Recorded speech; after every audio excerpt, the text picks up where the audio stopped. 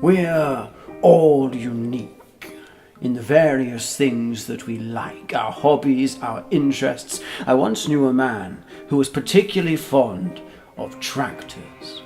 When he was a little boy, he would have tractor wallpaper all up his walls. He would have a tractor pencil case he would take to school as he grew up. He had model tractors that he built and painted. He had a workshop where he took tractor bits and built new tractors. He loved tractors. Now, his wife was not a massive fan of his hobby. "Put away your tractor thing," she would say. "Get rid of it. It sucks." But he refused because he loved tractors. Until one day he was out in the fields, dreaming of tractors, seeing tractors up in the clouds. And he smelled something. And he heard a crackling coming from his workshop. One of the motors from a tractor that he had salvaged had caught fire, and the workshop went up in a massive blaze.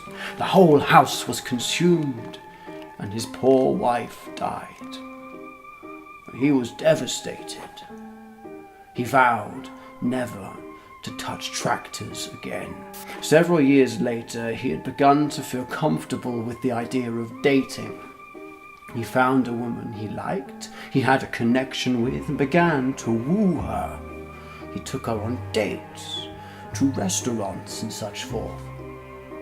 One day they were sat eating dinner at a restaurant when all of a sudden smoke started to billow in from the kitchen, and as it entered the room, the man had flashbacks of his dear wife and the tractor fire, and he was terrified.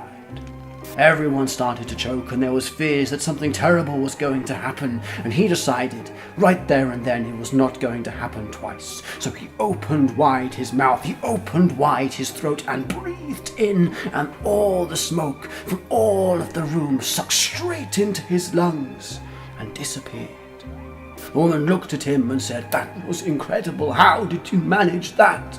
And he turned to her, looked her dead in the eyes and replied, "Well, it's simple, really. After all, I am an ex-tractor fan."